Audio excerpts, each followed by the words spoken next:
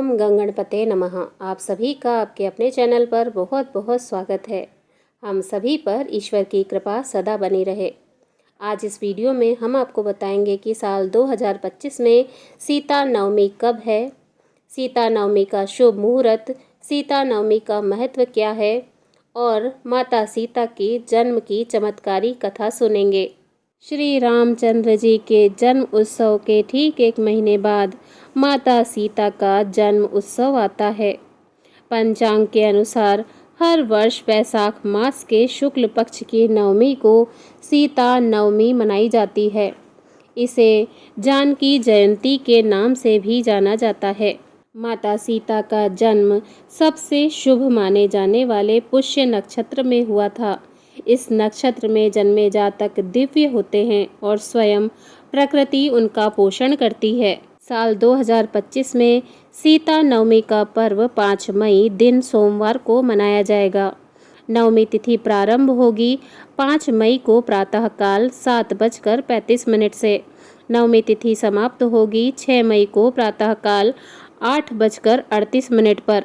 पूजा का शुभ मुहूर्त है प्रातःकाल 10:58 से दोपहर 1:38 तक। इस बार सीता नवमी पर रवि योग बनेगा।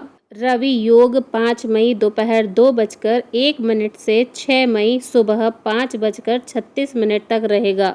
आइए जानते हैं सीता नवमी का महत्व। सनातन धर्म में सीता माता को माता लक्ष्मी जी का अवतार माना गया है, जो एक श्राप के कारण त्रेता युग में जन्मी थी। इसीलिए माता सीता नवमी के दिन सीता जी की पूजा करने से माता लक्ष्मी जी की कृपा हमेशा बनी रहती है। ऐसी मान्यता है कि सीता नवमी के दिन जो भी कन्या और स्त्री पूरे श्रद्धा से व्रत रखती है, उन्हें अच्छे वर और अखंड सौभाग्य का आशीर्वाद मिलता है। इस शुभ दिन पर माता सीता और प्रभु श्री राम जी की पूजा करने से वैवाहिक जीवन सुखी बनता है। यह भी कहा जाता है कि जिन कन्याओं के विवाह में अकारण देरी हो रही हो, उन्हें इस दिन व्रत अवश्य करना चाहिए। सीता नवमी पर माता सीता और भगवान श्री राम जी की आराधना करने से 16 महादान, गौदान तथा राम तीर्थ के दर्शन के बराबर पुण्य फल प्राप्त होता है। आइए जानते हैं सीता नवमी पर माता सीता की पूजा कैसे करें।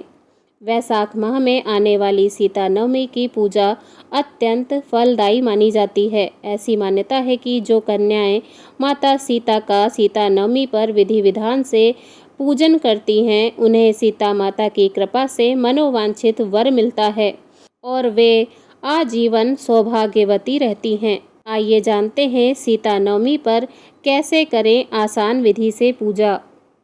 पूजा की सामग्री: चौकी, पीला वस्त्र, माता सीता और भगवान श्री राम जी की प्रतिमा या तस्वीर, आरती की थाल, जलपात्र, हल्दी कुमकुम, अक्षत, धूप, दीपक, फूल माला, मौली, सुहाग का सामान, दक्षिणा, प्रसाद में ऋतुफल या नारियल। सीता नवमी के दिन प्रातः जल्दी उठकर नित्य कर्मों से निवृत्त हो जाएं। इसके बाद पानी में गंगा जल या 1 चुटकी हल्दी मिलाकर स्नान करें। दैनिक पूजा करें और यदि आप व्रत रख रहे हैं तो व्रत का संकल्प लें। अब सभी पूजन सामग्री एकत्रित करें। पूजन स्थल को साफ करके शुभ मुहूर्त में पूजा शुरू करें। सबसे पहले चौकी स्थापित करें। चौकी पर थोड़ा सा गंगा जल छिड़क कर उसे शुद्ध करें। अब इस पर लाल या पीला वस्त्र बिछाएं। अब चौकी पर या इसके पास में एक दीपक प्रज्वलित करें। कुछ अक्षत का आसन देकर माता सीता और भगवान श्री राम जी की प्रतिमा या तस्वीर स्थापित करें। आप राम दरबार की तस्वीर भी लगा सकते हैं। इसके बाद जल पात्र से एक फूल की सहायता से जल लेकर माता सीता और भगवान श्री रामचंद्र जी पर स्नान के रूप में जल छिड़कें। अब ओम श्री सीताय नमः, ओम श्री रामाय नमः के जाप के साथ माता सीता जी को हल्दी कुमकुम और हो सके तो नारंगी सिंदूर लगाएं। राम जी को कुमकुम, चंदन और अक्षत का तिलक लगाएं। साथ ही राम दरबार के अन्य देवों को तिलक करें। अब सिया राम जी को वस्त्र के रूप में मौली कलावा अर्पित करें। इसके बाद फूल और माला अर्पित करें। माता सीता को सभी सुहाग का सामान अर्पित करें। इसके बाद धूप दीप जलाएं। इस पूरी पूजा में ओम श्री सीताय नमः, ओम श्री रामाय नमः का जाप करते रहें। अब भोग के रूप में ऋतु फल, नारियल और मिठाई चढ़ाएं। सामर्थ्य अनुसार दक्षिणा को भी चौकी पर माता सीता के सामने रखें। अंत में माता सीता और भगवान श्री रामचंद्र जी की आरती करें। आरती संपन्न करके माता सीता और भगवान श्री राम जी को प्रणाम करें। अब उनसे पूजा में हुई किसी भी तरह की भूल के लिए क्षमा याचना करें। अब सब में प्रसाद वितरित करें और खुद भी प्रसाद ग्रहण करें। पूजा के अगले दिन दान करने जैसी सामग्री का दान कर दें। बची हुई सामग्री को विसर्जित कर दें। आइए अब सुनते हैं माता सीता के जन्म की कथा। हमारे पुराणों के अनुसार सीता माता का जन्म किसी चमत्कार से कम नहीं है। बंजर धरती में हल से जोती गई रेखा एक जगह पहुंचकर रुक गई। राजा जनक के कहने पर जब उस जगह को खोदा गया तो वहां धरती में एक शिशु बालिका दबी हुई थी। कठिन परिस्थितियों में धरती के अंदर भी उस बालिका का जीवित होना एक चमत्कार था। राजा जनक ने उस बालिका को ईश्वर का आशीर्वाद मानकर स्वीकार किया और उसे नाम दिया सीता।